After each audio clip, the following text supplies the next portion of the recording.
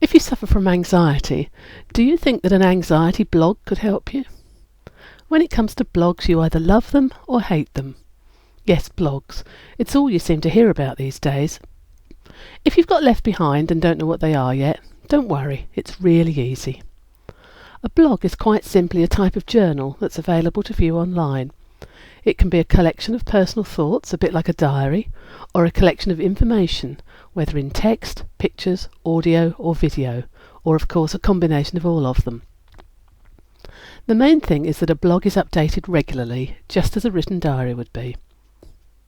Derived originally from the words web log, a blog is usually written by just one person, the blogger, and it will usually have a chronological order to the postings or blog entries. When it comes to learning about an anxiety blog, in my opinion there are two different types of blog. Number one, an anxiety blog that is full of information on anxiety and is aimed at being helpful and educational for the readers.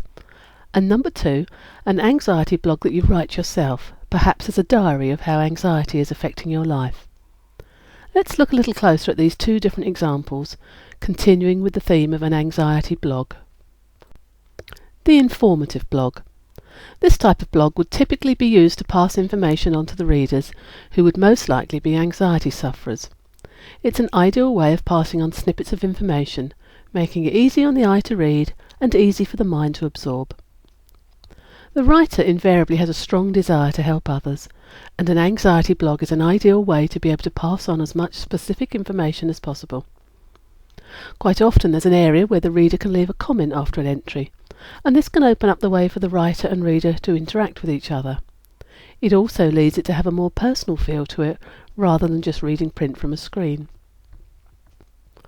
I write a weekly email newsletter for anxiety sufferers, and I use my blog as a reference tool for my readers. Each week after the newsletter has been sent out, I then upload the contents of that newsletter to my blog pages. That way the newsletters or articles are always there in one place, should any of my readers want to access them for further reference, rather than them having to search back through their email inbox. The personal blog. This type of blog would be very much written in the style of a diary. It could be a day-to-day record of how anxiety is affecting the life of the writer. It could also track the progress of the writer as they work through various processes or exercises to get their anxiety more under control. The thing to remember is that blogs are written to be read. If you want to keep your thoughts and progress private, then a blog is not for you. However, if you choose to write a blog about your anxiety so that others can read it, then this can sometimes be very helpful to other sufferers. They will be able to follow your journey with its many ups and downs along the way, and perhaps take some hope from the fact that you are going through similar things to them.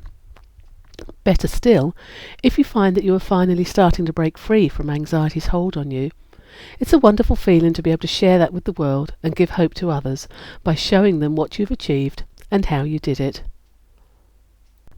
So that's all about an anxiety blog, in brief. It looks like blogs are very much here to stay now, so if you're an anxiety sufferer who wants to share your thoughts with the world, or if you have information that you feel would be helpful to pass on to others, why not give blogging a go? You might find it fun.